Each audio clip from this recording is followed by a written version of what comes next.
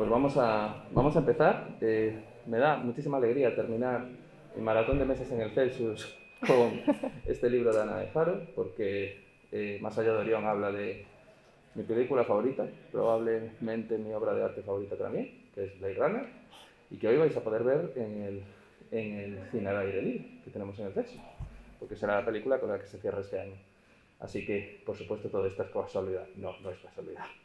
Jorge, Iván y compañías lo han planeado todo para que podamos tener todo al mismo tiempo y para que podamos recordar también a Rutger Hauer, que se nos fue no hace mucho, Justamente. y podemos hablar de Blade Runner, que es un tema que nos fascina.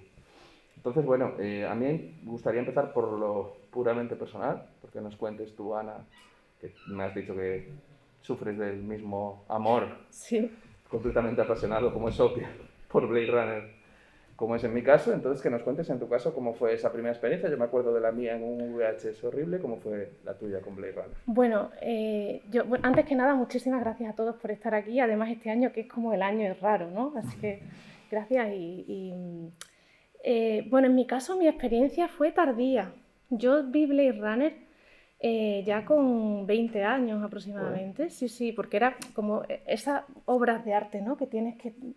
Esas lagunas culturales que siempre tenemos algunas.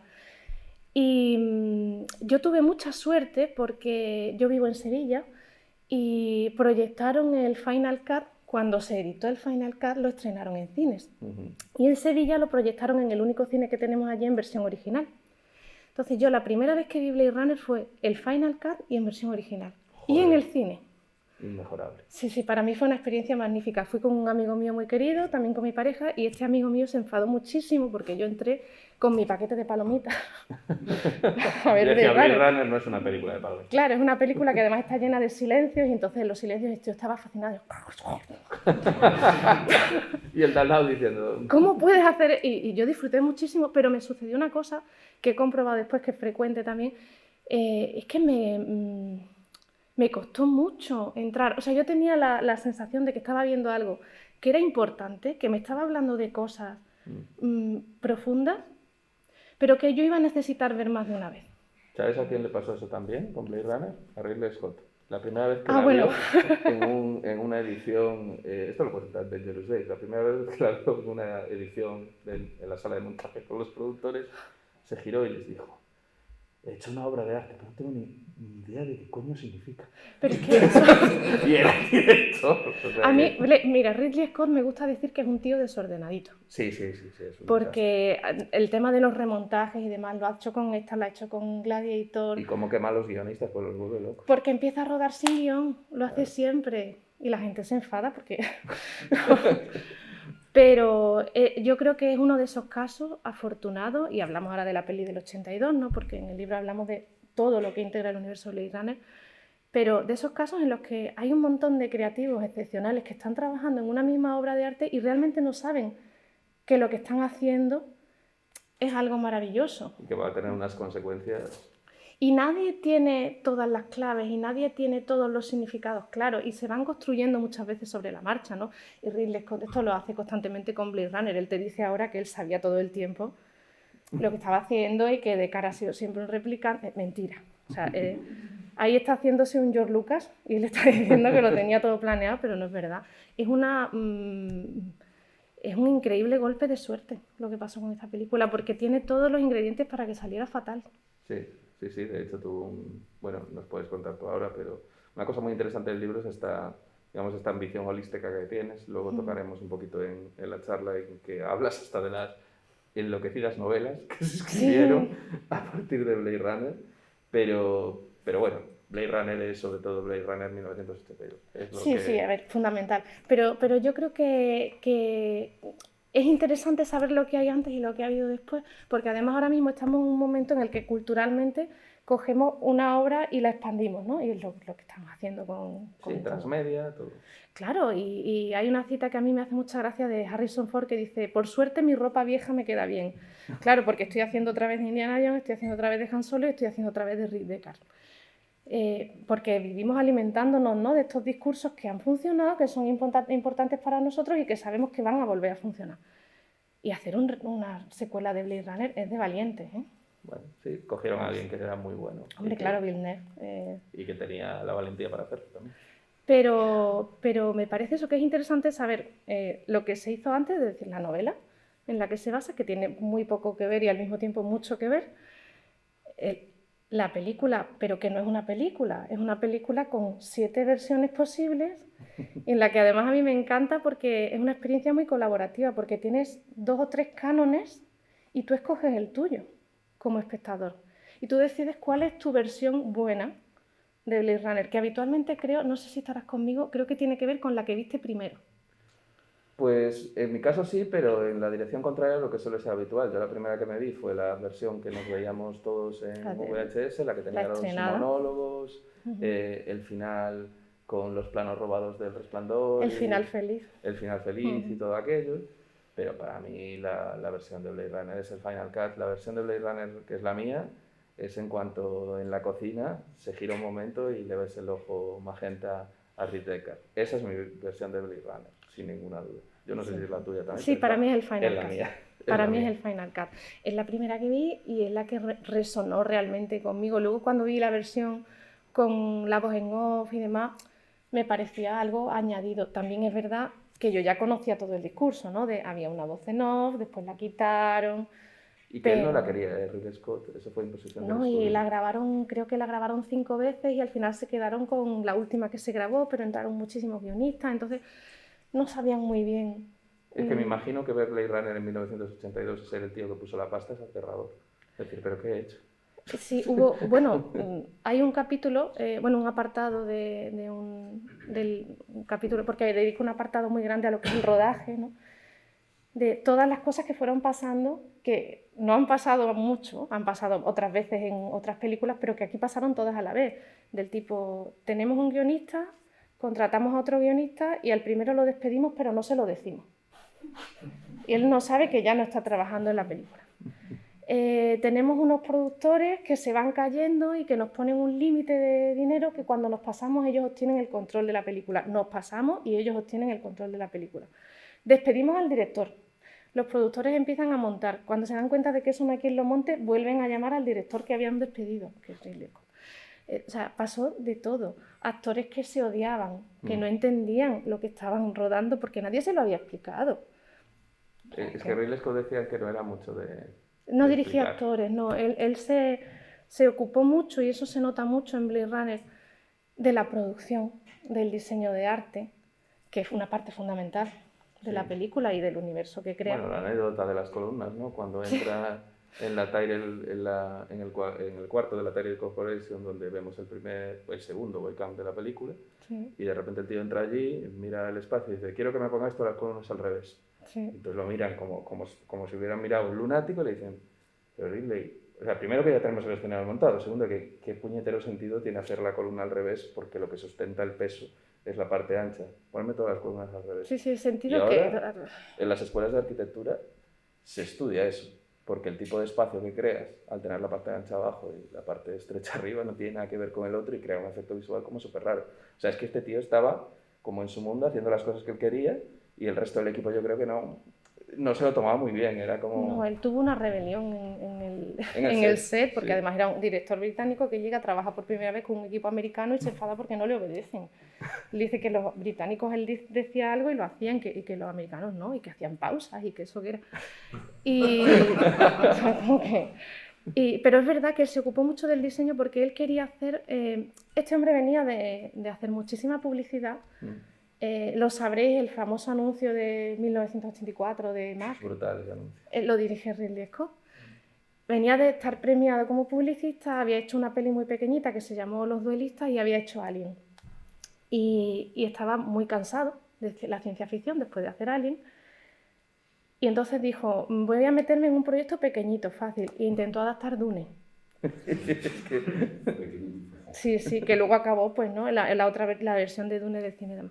Ese proyecto lo inició Ridley Scott, lo dejó, tuvo un momento personal muy difícil, se murió su hermano, o sea, se unen muchas cosas y entonces le llega esta película extraña que había iniciado la producción el guionista, Hampton Fancher, que es otro personaje curiosísimo, y Y le llega, se llamaba Días Peligrosos entonces, Dangerous Days, sí. Dangerous Days.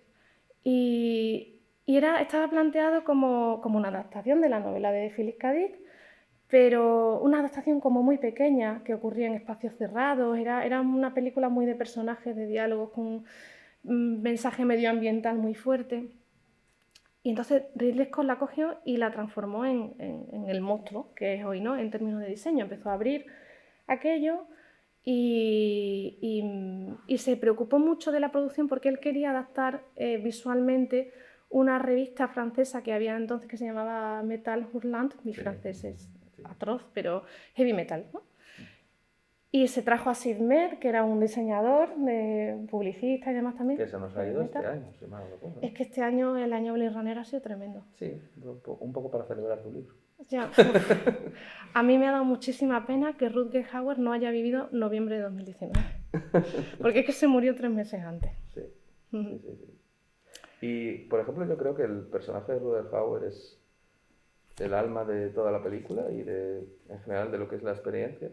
Quiero decir que ese personaje y lo que ocurre al final, que yo lo recuerdo yo, es que esta película la vi con, creo que 9 años. Wow. Y cuando llegué a ese final y pasa lo que pasa, dije, Dios mío, y tenía 9 años, pero es que nunca te imaginarías que va a pasar eso. No, es lo último que te imaginas en esa escena, que vaya a ocurrir eso y que le suelte lo que le suelta y que se acabe ahí la película y que digas, ostras. Bueno, hay una escena más, pero la película se acaba allí. Sí, pero claro, a ver, yo no conozco a nadie a que el Parlamento de Roy Batty no le conmueva. Puedes entenderlo o no, y en determinados momentos de tu vida vas a entender cosas distintas.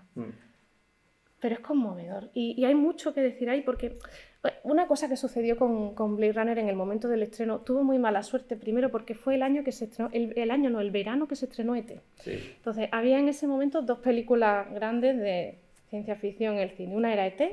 y otra era Blade Runner. Entonces tú entrabas a ET y tú salías contentísimo y feliz y habías entendido lo que pasaba y podías llevar a tus niños al cine y demás. Y luego tú entrabas en Blade Runner y vas a ver una peli de Harrison Ford, en la que Harrison Ford hacía cosas horribles y era un personaje súper antipático y la peli no se entendía y no sabías muy bien qué estaba sucediendo ahí. Y el ambiente era súper oscuro, y llovía todo el rato. Y claro, era que Harrison Ford, a quien vendían como el héroe de la peli, no era un héroe. Y si tú eres un espectador medianamente, bueno, tú puedes interpretarlo como tú quieras, ¿no? Pero habitualmente sucede que emocionalmente tú vas con Roy Batty. A mí por lo menos me pasó eso, que yo empecé a ver la película, la primera vez que la vi, y Roy me pareció un personaje aterrador porque era una fuerza de la naturaleza, era como este malo implacable con ese abrigo negro, parece muy cruel, invencible. Y a medida que va avanzando la historia, dices, bueno, es que su búsqueda es completamente legítima. Es primero un discurso súper clásico de la criatura que va a ver a su creador y le demanda X, ¿no? Una compañera, Frankenstein, claro. O más vida en este caso, ¿no? Quiero más vida, claro. Yo también. O sea, quiero decir, si yo supiera mi fecha de terminación, también querría extenderla. Y sobre todo cuando puedes tener un parlamento con tu Dios y pedírselo a él. A tu creador, padre, etcétera, ¿no? Sí. Y entonces yo creo que habitualmente sucede que el ancla emocional de la peli pues son el Roy Batty, Pris, las muertes de los replicantes son terribles. O sea, la muerte de Zora. La muerte de Zora es una escena. Tú entiendes que esas criaturas lo que quieren es vivir y en principio si tú no les persigues no pasa nada. O sea, es verdad que Roy Batty inicia una escalada de muertes y tal para conseguir hablar con las colonias exteriores. Claro, para llegar a... Pero te planteas qué actitud es más legítima, la de Roy o la de Deckard. Yo voy con Roy.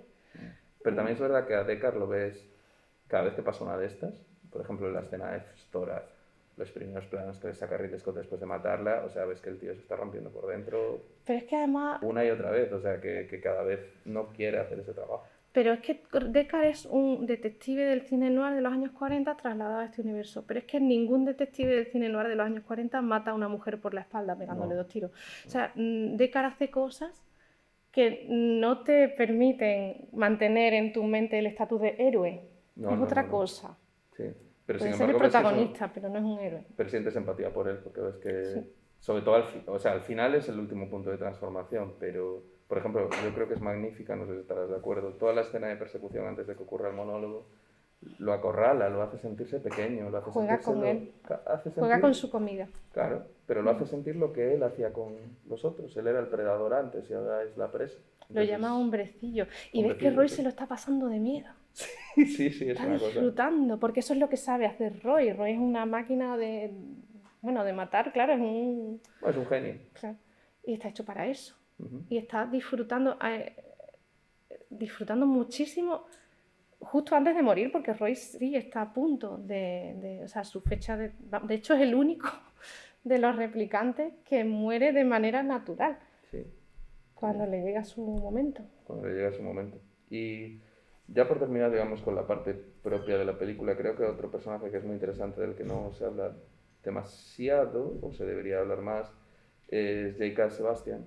Y que cuando estás en las escenas de su casa, te puedes dar cuenta de bueno, para mí fue como la revelación más gorda de la película, que es hay un momento, hay un plano amplio, un master shot, en el que se puede ver que entre los muñecos que tiene J.K. Sebastian, y además está colocado estratégicamente en un punto focal del plano, hay un unicornio. Entonces en ese momento te das cuenta de que este punto fantástico, feérico que tienen estos seres, y el hecho de que sueñen con el unicornio, no viene de Tyrell, que era una mente más fría.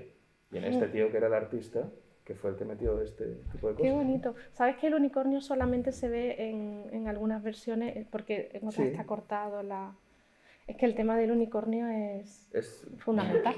Es gordo, porque es que sin eso no entiendes que Graf le deja en el suelo, claro, ¿qué significa el unicornio de origami? El unicornio final, pues según la versión que veas significa una cosa. Porque claro, si tú ves la versión, la theatrical, ¿no? La estrenada en cine, ¿qué significa? Pues literalmente significa aquí ha estado Gaff, que es el que te ha ido narrando. Gaff, a mí me encanta ese personaje porque creo que tiene la función del coro griego. Es el que va comentando la acción. Si os dais cuenta, Gaff no hace nada en la película. Lo que hace es estar allí con Deckard y viendo lo que Deckard hace y añade un comentario en forma de origami. Entonces, si tú ves esa primera versión, el unicornio de origami significa simplemente, este tío ha estado aquí, aquí estaba Rachel, la podía haber matado, no la ha matado, te estoy dando un par de horas de ventaja. Sí, para que te pides. Nárrate. Y ahí podemos entrar en que el unicornio pues simboliza un poco Rachel, ¿no? Pues esa mujer inalcanzable que además es una criatura fantástica que está condenada a morir más pronto que tarde. También según la versión tiene fecha de caducidad o no, porque a mí eso de... Habíamos descubierto que Rachel no tenía fecha de caducidad, me toca profundamente las narices porque es una cosa posterior. Si has visto la versión Final Cut con el sueño del unicornio, Deckard sueña con un unicornio, Gaff, que ha estado comentando sus actuaciones, le deja un origami de unicornio, lo único que puede significar es... Gaff es un replicante, todos los replicantes soñamos con unicornios. Bueno, no, o Deckard es un replicante y Gaff lo sabe. Esa podría ser otra opción. Lo que pasa es que sí, podría ser otra opción. No, porque Gaff es, digamos, el policía de verdad que está allí observando. Claro, pero... Eso de Gaff es un replicante yo no lo había escuchado nunca. A mí me parece que es la única opción posible de Gaff, porque si no, ¿cómo sabe lo del unicornio? Porque lo sabe Bryant y porque saben los recuerdos implantados de Deckard, igual que saben los de Rachel, ¿no? Podría ser también una Quiero decir que lo divertido es esto, sí, que no hay una versión, que es una historia en la que tú primero escoges cuál es tu versión y luego la interpretas. Lo que sí que está claro es que el unicornio, lo que es unívoco, es que marca que Deckard es un replicante. Desde mi punto de vista, sí. Y luego a mí hay una cosa que me encanta de la secuela, de 2049, que ha tenido muchos detractores. A mí personalmente me parece que es una secuela muy digna y que tiene cosas muy buenas. A mí me encanta. Y es que yo entré en el cine diciendo, bueno, ahora a mí me van a contar si Deckard es un replicante o no, yo vengo para eso. Yo vengo para eso. Claro, o sea, aquí que me den respuestas. Y me dieron un montón de respuestas y ninguna era esa. O sea, en ningún momento te aclaran eso. Y es una opción muy inteligente, porque si tú tienes una obra de arte que tiene 2 o 3 cánones posibles y tú te posicionas y dices, no, el bueno es este, te estás cargando la versión de mucha gente. Y parece ser que tuvo pelea con Ridley Scott con eso, Porque Ridley Scott lo tiene clarísimo. Ridley Scott no tiene ninguna duda y hasta en la última le metió los ojitos a Deckard, que se ve un momento, pero hay una escena en la cocina y tú pausas el plano y se ve. Sí, está la foto ahí. Sí, se ven los ojos y dices, joder, pues entonces ya es que... Pero eso es muy divertido, porque hay miembros del equipo que te dicen que eso fue un efecto buscado en el caso de Deckard, en todos los demás sí, y otros que te dicen que no, que es que Harrison Ford se saltó la línea de la marca y que entonces el efecto que estaba preparado para Rachel le dio a él. Es que no se sabe, no se sabe.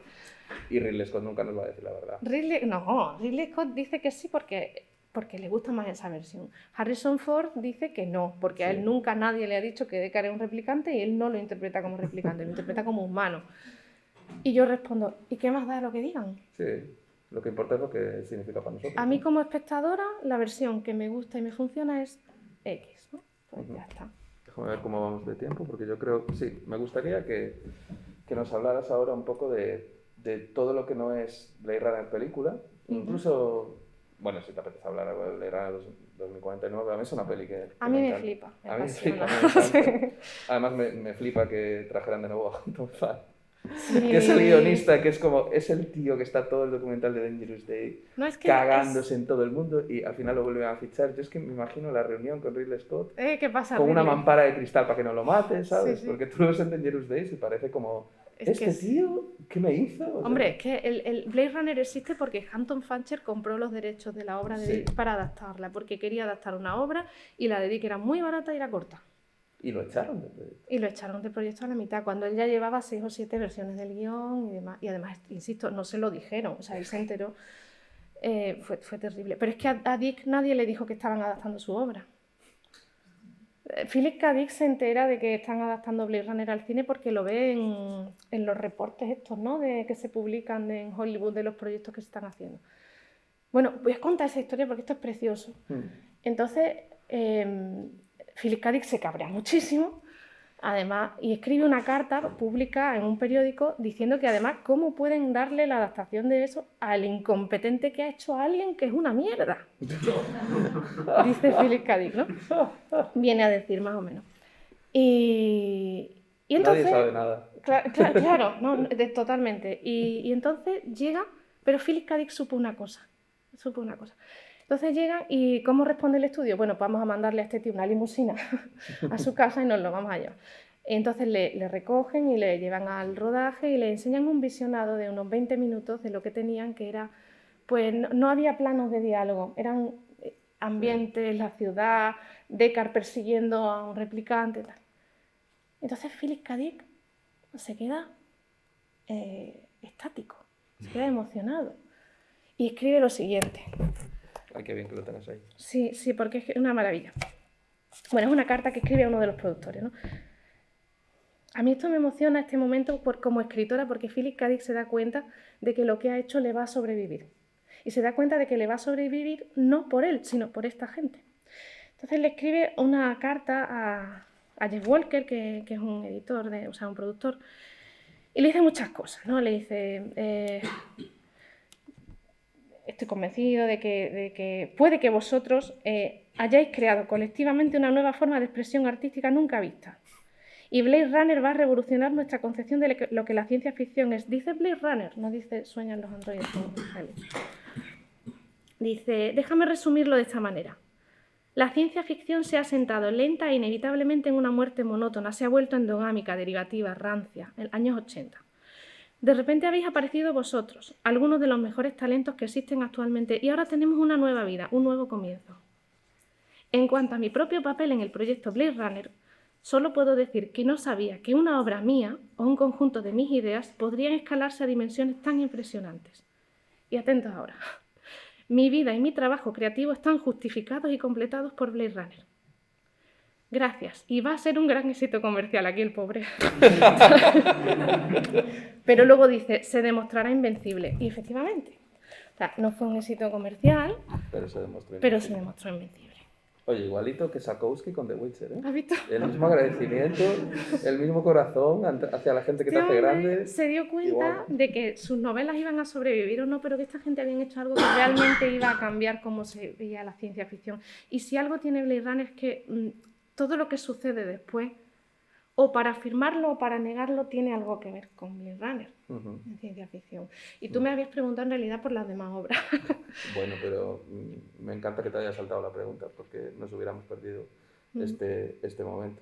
Sí, yo me parece muy interesante, sobre todo por cambiar, digamos, de tercio, de lo solemne a lo divertido, que hables un poco de las novelas de Jeter. Es que son muy locas, ¿eh? Son divertidísimas. Son muy locas. A ver, Blade Runner empieza, sabéis, con la novela de Philip K. Dick, que muchos conoceréis, que vale la pena leer, que es otra cosa completamente distinta, pero tiene sus problemas. A mí personalmente me parece que Dick es un gran escritor de argumentos, no tanto en lo literario, ¿no? Y se hace esta película y desde 1982 a 2017, que se hace Blade Runner 2049, se empiezan a hacer más cosas. Se adapta un par de veces al cómic, hay alguna cosa interesante. Se hace un videojuego maravilloso. Se hace un videojuego muy chulo de aventura gráfica de estos tipos de click and play, ¿no? O sea, point and click, esos sí. point and click, Sí. que a mí me gustan mucho. Yo es que soy muy fan de Monkey Island. Y luego hay un autor que se llama K.W. Jeter, que empieza a publicar, con el permiso de los herederos de Dick, una serie de novelas que son las secuelas oficiales de Blade Runner. Las secuelas oficiales de la peli, sí. Que luego, cuando se hable 2049, dicen, no, esto no ha pasado, ¿vale? O sea, lo oficial es 2049. Entonces son 3 novelas, de las cuales la última no está traducida al español. Se llaman El límite de lo humano, La noche de los replicantes, y la tercera se llama Ojo y garra. Son 3 novelas muy cortitas. ¿Dónde lo tenías? Pues el de las obras derivativas es el capítulo... ¿Por si sale alguna portada? No sale ninguna portada porque son dificilillas de encontrar. Algunas y en Amazon, por medios no estrictamente legales, son más fáciles, pero yo no os he dicho eso. Porque además estoy muy en contra, quiero decir que no. Yo estoy muy en contra, pero está en mi Kindle. No, yo me las compré. Yo reconozco. Sí. Fui al extraperlo. Pero esto está en El impacto de la literatura, no. Es el capítulo 4, porque además yo lo llamo fanfiction extremadamente compleja. Sí, porque Jeter lo que hace continúa el universo narrativo de la película, pero hace una cosa muy divertida, y es que decide mezclarte el universo de la peli con el de la novela de Dick. Entonces aparecen personajes que solo estaban en la novela de Dick y él los integra, ¿no?, en este universo. Pero luego también hace cosas tan creativas como este personaje que había muerto, yo digo que no, y lo resucito. Y ahora este personaje que estaba vivo, yo lo mato en cuanto empieza la novela. Y hace unas novelas de ciencia ficción muy rápidas de leer, muy fáciles, muy divertidas, muy mal escrita y muy absurda, porque básicamente se dedica a reproducir los escenarios de la peli, los momentos icónicos, ¿no?, los que te han gustado, y los revisita una y otra vez, pero va cambiando de puntos de vista o maneja mucho el tema de la sorpresa constante, ¿no? Y entonces ahora llega un personaje que le dice a Descartes, no, es que todos los Blade Runners son replicantes. Y tú en tu cabeza oyes chan, chan, chan. Y ese chan, chan, chan pasa constantemente en estas novelas, ¿no? Son de verdad una lectura muy divertida, introduce algunos conceptos curiosos porque, por ejemplo, hace una cosa que luego haría Battlestar Galactica la nueva, y es que dice, los replicantes no son un único modelo de cada, sino que de Roy Batty tenemos varios. Y de Priest tenemos varios, ¿no? Sí. Son modelos que eran recursos de novela de folletín para poder volver a traer a la peña que traía dinero, que es a los personajes que la gente quería ver. Claro, porque yo quiero leer Blade Runner si sale Roy, si no, no me interesa. o X, ¿no? Es muy loco que le dejan hacer todo esto, ¿eh? Sí, es muy divertido. Y el tema, luego se inventa que los replicantes son réplicas de una persona real. Es decir, que tú para diseñar a Roy Batty, pues que te basas en una persona que es el Roy Batty original. Como en Terminator, se veía en Terminator 3. Claro. Con Arnold Schwarzenegger, que era el general A mí me resulta muy divertido, pero ya os digo, son novelas realmente malas. Pero a veces merece la pena leer estas cosas. Claro, o sea, yo creo que hay que leer lo que te apetezca leer siempre que sepas lo que estás leyendo. Es un buen consejo ese. Pues yo creo que es un buen momento para que abramos, sí, porque quedan unos minutillos, un rápido turno de preguntas. Yo supongo que a todos os gustará, o por lo menos os habrá impactado Blade Runner. Conozco a alguna gente que la odia profundamente, pero son muy poquitos. A mí me Entonces, dicen mucha gente, gente además cuya opinión valoro, que es aburrida. Yo lo entiendo, no lo comparto, pero pero lo lo puedes entiendo. entender. Sí, es Sí. verdad, es una película lenta, sobre todo si tú le quitas una película que tenía una voz en off, le quitas la voz en off y no modificas demasiado el montaje, hay silencios. Inevitablemente, es una peli de ritmos pausados. Sí, pero también esos silencios te dejan como meterte, ¿no? Claro, están para eso. O sea, bueno, están para eso. Es una, de nuevo, una casualidad afortunada. Una vez que quitas ese recurso, ahora resulta que tienes un ambiente reflexivo que te invita a entrar. Meterte en la película. ¿Alguna pregunta que tengáis curiosidad? Sí. Yo quería preguntaros que para el Final Cut, en el momento en que quitan la voz en off, ¿no hay un problema narrativo en la película y que cuesta mucho más entenderla? Y que por eso fue la opción de poner la voz en off en la primera versión, porque no se entendía del todo. Claro, Eso fue lo que argumentaron. De hecho, ahí entraron muchos los productores y cuando se estrena la película hicieron 2 visionados de estos de prueba, ¿no? que se hacen con encuestas y tal. Uno en San Diego y el otro, no me acuerdo, pero bueno, en Denver. Y la gente, hicieron el primer visionado y entonces la gente respondió con encuestas, ¿no? Pues sí, tal, no sé qué, no se entiende. Y entonces modificaron algunas cosas y metieron ya una primera voz en off. Y hicieron el de San Diego, no sé si fuese el orden, ¿no? Y otra vez, no se acaba de entender. Y entonces modificaron una vez más la voz en off. Entonces pasaron de tener una voz en off que tenía un estilo muy de novela negra a una voz en off que básicamente te explicaba lo que estaba pasando en pantalla. Yo el problema personal, como esto es una opinión completamente personal, que tengo con la voz en off, es que si lo estoy viendo no necesito que me lo explique. O sea, una voz en off debería aportar una reflexión que tú no seas capaz de deducir.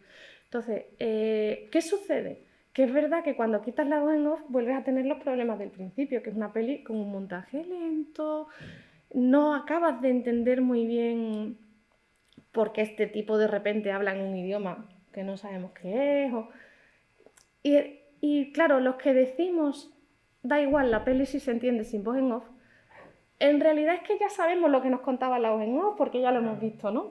Entonces, es cierto que con voz en off o sin voz en off es una película que tiene problemas narrativos gordos. Y se pierde todo lo noir también, ¿no? El elemento noir, si tú no tienes el monólogo interior, se pierde, claro, totalmente. Sí, pierdes, digamos, el clásico noir, pero Sí. ganas un noir extraño. A mí, a lo que más se me parece, a lo que más, es al novelista que no me sale el nombre, el del Sol Verde. Oh, no te sé decir ahora mismo. ¿Cómo se llama? ¿Alguno lo recuerda? El que se murió hace poco, el novelista. Sí, Sí, están pero buscando eso. digamos que una vez le extraes la voz en off, se parece a cosas que han hecho pues Michael Moorcock, hasta me atrevería a decir, a lo mejor de una manera muy enloquecida, que Lovecraft también entraba en este tipo de cosas, pues por ejemplo en El arranque de la sombra de Innsmouth, en el que es una narración que ya le ha sustraído la narrativa y te has ido a otro lugar. Si a Y Lovecraft le da igual si le entiendes o no. Es sí. un poco eso. Y a veces se tira 20 páginas describiéndote un paisaje de Nueva Inglaterra. Pero la atmósfera que consigue evocar eso es potentísima. Y yo creo que ese se entiende o no se entiende es una virtud y problema que tienen los americanos. Y yo últimamente que estoy trabajando para cosas con ellos, pasa mucho que los europeos, digamos que nos sentimos bien ante un escenario desafiante intelectualmente en el que a lo mejor te han quitado claves. Sí, pero sucede con los videojuegos, esto lo sabes tú mejor que yo. Las versiones americanas suelen ser claro, más ligeritas. y ellos quieren, o sea, ellos tienen muy claro que el público masivo, el que te va a dar dinero, que a fin de cuentas es una de las top prioridades que tienen, siempre está con el porqué. Entonces, esos cambios de Blade Runner surgen del porqué. Pero es que yo creo que Blade Runner no es una película a la que interrogar con porqués. Es una experiencia, entonces claro. Sí, yo estoy de acuerdo contigo. Es que además es cierto que hay cosas que no se entienden del todo o que no se entienden siempre igual. A mí es que lo que en este caso concreto me gusta esa sensación de yo te lo dejo aquí y haz con esto lo que quieras, ¿no?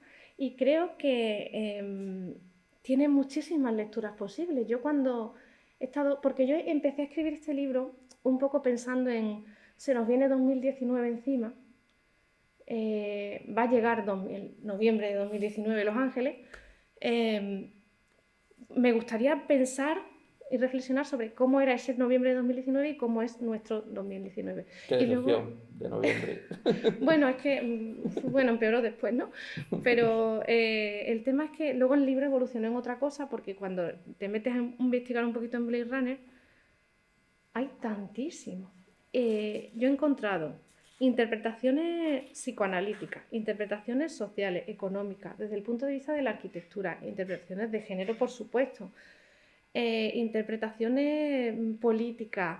Hay quien lo analiza desde el punto de vista de la esclavitud y la historia de la esclavitud, porque al final los replicantes no dejan de ser una clase, ¿no? Tratados como subhumanos y tal. Entonces, como tantas obras de arte, es una obra de arte que tiene muchísimas lecturas y muchísimas capas. Entonces, el hecho de que el argumento se entienda todo el tiempo perfectamente o no, entiendo que pueda ser un problema, pero a mí me parece que podría robar lecturas. Que es un estímulo. Sí, yo también lo creo. Sí.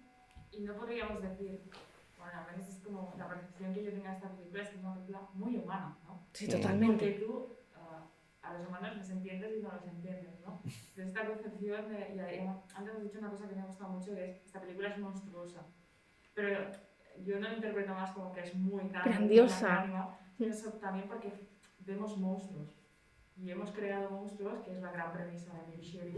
Entonces a mí lo que me gusta es que yo me enrollo si me queréis preguntar. No, por favor. Pero también un poco qué percepción tiene este Blade Runner, porque yo lo veo como un Frankenstein del 2019, del 2049. Totalmente de acuerdo. Que ha sido muy cambiado, bueno, como dice la Uri, que la originalidad de los sistemas de la origen, me parece perfectamente que Blade Runner tiene esta parte humana de decir qué somos, cómo somos, cuándo somos y por qué somos. Y en algún sentido corrige a Frankenstein, porque Frankenstein... yo creo que lo corrige porque Frankenstein de alguna manera sucumbía, que decir, hacía cosas terribles a su creador por venganza. Sí, y él las empieza a hacer con Tyrell, pero en el último momento el tío valora más la vida, que es ese horrible monólogo que le pusieron en el que Deckard, tú ves la cara de Deckard y tú ves que Deckard lo entendió todo y se oye por detrás. Entendí lo que me estaba diciendo, el valor de la vida. Él solo quería vivir. Vale, es claro, y entonces tú como espectador dices, calla, no me saques. Claro, es que es como un tío diciéndote al lado en la peli, joder, ha entendido, tío, lo has pillado, ¿lo viste? Lo has pillado. Joder, macho, claro, es como, ¿lo has pillado? ¿Has entendido lo que yo quería que entendiera? Sí, ¿no? Totalmente de acuerdo contigo. Mira, a mí Frankenstein me apasiona. Me apasiona como novela y me apasiona como concepto que luego se ha ido repitiendo, ¿no? Como novela, además, me encanta, bueno, es que me encanta además todo el proceso creativo, luego como Percy Shelley intenta corregir, medio se la carga y le dice, Percy, no, fuera. Hicieron una peli muy chula hace poco, en que se veía todo esto. ¿Sí? Sí, la de esta chica, ¿no? Sí, ¿cómo se llama la actriz? Que es muy buena. Elle Fanning. Elle Fanning, sí. Sí, todavía no la he visto. Está guay. Pues sí. Me apetece. Pero hay un momento en el libro que comparo una escena de Frankenstein con el encuentro de Roy Batty y Tyrell. Porque hay un momento en Frankenstein, no sé si recordáis, en el que la primera vez que la criatura y el creador se encuentran es en una montaña de Ginebra, en la nieve, un escenario, ¿no? Esto que hacían los románticos, de que el ambiente refleja. Y es el momento en que la criatura le dice, oye, es que me has dejado solo y tirado y te has ido y yo me he enfadado y he matado a tu hermano. Sí. Pero por esto, por esto y por esto. Es cierto que la criatura tiene libre albedrío, ¿no? O sea, podría haber actuado de otra manera y decidido hacer esas cosas horribles. Roy Batty podría no haber matado a Sebastian después. O sea, la muerte de Sebastian es, de hecho, el momento en el que Roy Batty ya no puede seguir adelante porque ya lo que ha hecho no tiene justificación. Sí. En la muerte del inocente. La de Tyrell puedes tener dudas, pero la de Sebastian es súper cruel. Entonces, hay muchos paralelismos en ese momento, porque al final es la criatura diciéndole a su creador, primero, yo no te pedí que me hicieras, y segundo, una vez que me haces no tenía derecho a abandonarme. Sí. Es tal cual es. Que de hecho es la cita con la que, del Prometeo, ¿no? Desencadenado, con la que Mary Shelley abre de Frankenstein. Entonces, sí, como digo, esta obra pues tiene muchas interpretaciones. Yo creo que uno de los temas fundamentales es la muerte. ¿Qué sucede ante la conciencia de tu propia muerte que tenemos, ¿no? Y sobre todo la conciencia de que va a ser algo próximo, ¿no? ¿Qué sentido tiene la vida cuando sabes que vas a morir ya? Luego 2049 eso se lo lleva más lejos y dice, vale, ya no nos morimos, ¿qué sentido tiene la vida ahora? Y sigue siendo algo aterrador. Tiene que ver con eso, con el encuentro de la criatura y su creador. Tiene que ver con el tema de la humanidad, ¿no? Porque los replicantes no han nacido, pero ¿son humanos o no lo son? Porque tienen experiencias humanas, tienen relaciones humanas, tienen reacciones humanas. Lo que pasa es que les hemos puesto una fecha de caducidad. Sí, y unas ciertas habilidades que van por encima de nosotros. Yo creo que la prolongación de Blade Runner, en el fondo, a mí es que es una película que me encanta, y esta sí que es mucho menos aceptada, pero el monólogo académico con el que arranca Inteligencia Artificial de Steven Spielberg, en el que hay un montón de académicos hablando de esto, es que parece un grupo de gente como la que estamos aquí hablando de Blade Runner. Y oye, la ética de esto, oye, pero si la persona que has creado te ama... Ay, es que me duele tanto inteligencia artificial. Es que soy madre reciente. Entonces, me duele. Bueno, pero ya me dolía antes, quiero decir, es de una crueldad... Cuando lo abandona es una cosa. Es una crueldad extrema. Luego se dice que Spielberg es muy blando, pero joder, cuando se pone duro... Sí, no, inteligencia artificial es muy dolorosa. Y las ferias de la carne. Sí. Que es algo completamente realista. O sea, yo creo que si tuviéramos androides eso pasaría. Sí, seguro. Sí, bueno... Pero no existiría esa película si no hay Blade Runner, yo creo. No, seguro que no. Pero ni esa ni... En fin, tendríamos una estética distinta, la ciencia ficción. Para empezar, tendría una estética distinta. Sí. Probablemente se seguiría planteando estos temas porque al final Blade Runner lo que se plantea es lo que se plantean es lo básico. Tantas grandes obras, ¿no? Y de la literatura, ¿no? Yo pienso en la literatura. Porque al final lo que nos preocupa es eso, que nos vamos a morir, qué hacemos mientras que nos morimos y no, para que esto tenga algún sentido. Y la gente a la que queremos. Exactamente. Y ya no hay más. Es que no... Mira, ayer tuve la oportunidad de tener una entrevista colectiva con algunos de los autores del festival, y Catherine Dufour me contó una cosa que creo que va a venir bien para que vayamos cerrando este tema utópico y Qué cortito es. Las cuestiones. A mí se me ha hecho corto. Están haciendo una cosa fascinante en Francia. Un taller para escritores, abierto a escritores, en los que se les impone como condición, que viene un poco derivada de aquella llamada que hizo Ursula K. Le Guin cuando recibió el premio el National Book Award en 2014 o algo así, sí, fue, y que dijo, oye, abiertamente a todos los creadores de mundos, que empezar a imaginar mundos mejores, porque es que el mundo está ya en el abismo, y como no tengamos ejemplos a los donde mirar, nos vamos al abismo. Pues los obligan a hacer utopías. Los obligan a hacer utopías muy concretas. Y llevan 1600 relatos. Y dice que absolutamente todos los temas que salen son estos que acabamos de decir. Volver a la naturaleza, con la gente a la que quieres, y qué hacer con el tiempo, ganar tiempo, o sea, retirarte a los 20 si puedes, y decidir qué hacer con ese tiempo. Con el tiempo que se te ha dado. Y dice, y una cosa más, todas las cosas voladoras que te puedas imaginar, patines voladores, alas, hoverboards, o sea, que estas son las cosas que todo el planeta... queremos vivir bien, mejor, con la gente que queremos y volar. Sí, parece más o menos que si nos imaginamos Está muy bien. una utopía, va por ahí. Entonces un poco yo creo que Roy Batty en esos últimos momentos, cuando estaba muriéndose, igual se está imaginando algo así para Descartes, ¿no?